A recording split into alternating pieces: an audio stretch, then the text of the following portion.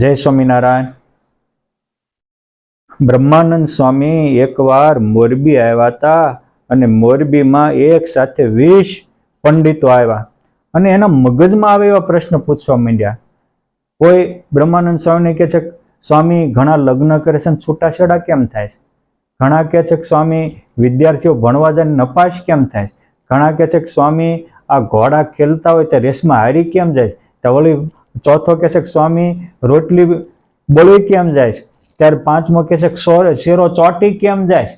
ત્યારે છઠ્ઠો કહે છે કે એલા સ્વામી તમે વાત કરો છો પણ માણસ જિંદગીનો જંગ હારી કેમ જાય છે? અમુક વખતે ચાલતા ચાલતા માણસ પડી કેમ જાય છે? આમ સુણી પ્રશ્ન 20 ઉત્તર વાળ્યો એક બ્રહ્માનંદે, ફેરવા વિના બધું જ થાય છે। આપણને એમ થાય કે એક બધા જ પ્રશ્નો સામે એક ઉત્તર વાળ્યો, ફેરવો બાપા ફેરવો, ફેરવા વિના માણસ દુઃખી થાય છે। શું? તો કે વિદ્યાર્થી ભણતો હોય પણ પુસ્તકનું પાનું જ ફેરવીને નપાસ જ થાય તો? હાથમાં પાનું હોય, પુસ્તક હોય અને 5-10 મિનિટે મોબાઈલમાં જોતો હોય। આ એક વસ્તુ યાદ રાખજો, જે કોઈ સફળ થયા એને એક વસ્તુ સ્થિર કરી છે અને સ્થિર કરવાથી જ એ મહાન બન્યા છે। એનો લક્ષ્ય ઘણીક વાર છોકરાઓ 5 કલાક વાંચતા હોય, 5 કલાક નહીં 1 જ કલાક વાંચો પણ પૂરો ફોકસ થી વાંચો। 5 કલાક વાંચતા હોય પાસે મોબાઈલ પડ્યો હોય, 5-5 મિનિટે મળપા કોઈનો મેસેજ આવ્યો કે નહીં, મેસેજ આવ્યો કે નહીં, એમ ન થાય। બાપા ફેરવો એટલે એક સાથે ચિત્તને એકાગ્ર કરો। પાનું ફેરવો એટલે કે પાનામાં તદાકાર થઈ જાઓ। પતિ પત્નીના લગ્ન થાય છે, છૂટાછેડા હું કામ થાય? ફેરવા વિના। પત્ની કે હું કહું એમ કરવું પડે, પતિ કે હું કરવું એમ કરવું પડે, પત્ની એમ કે તું મારો ગુલામ થા, પતિ એમ કે તું મારી દાસી થા, છૂટાછેડા થાય ને। બાપા મુકતા શીખો। જાતું કરનારાનું કઈ જાતું નથી, પકડનારાનું કઈ રહેતું નથી। જાતું કરે એ જીતી દે છે, મૂકી દે છે એ જ મર્દ છે। માટે મૂકી દેવું એ મજા છે, પકડી રાખવું એ સજા છે, આગ્રહ એ દુઃખ છે, નિરાગ્રહ એ સુખ છે। પરંતુ માણસ ફેરવતા નથી। ઘોડાને બાંધી રાખો, રેસમાં હારી જાય ને એને પણ તમારે રેસ જીતતા હોય તો સ્વામી કે ફેરવવો પડે। રોટલાને પણ તમારે બળી ન જવા દેવો પડે તો ફેરવવો પડે। એ રીતે શેરાને ચોટી ન જવા દેવો પડે તો ફેરવવો પડે। શાકને હલાવવું પડે તો ન ચોટી જાય। દાણા હું કામ બગડી જાય છે? સ્વામી કે ફેરવા વિના। કોકનું લઈ અને ગોડાઉન વખાર્યું દાણાની ભરી દીધી હોય તો 4 મહિને હળી જ જાય। માટે એ ફેરવો, કોકને આપતા શીખો। આ વિશ્વનો નિયમ છે કે અમુક બાબતો છે એ તમારે કરવી જ જોઈએ।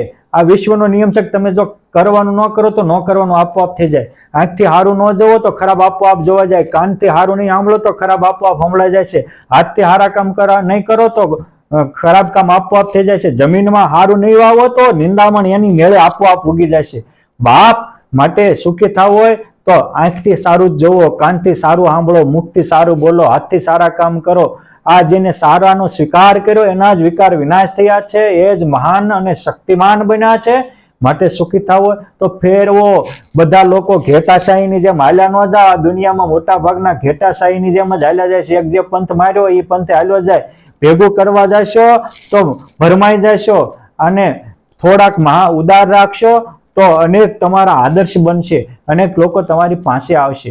માટે સુખી થવું હોય તો ફેરવતા શીખો।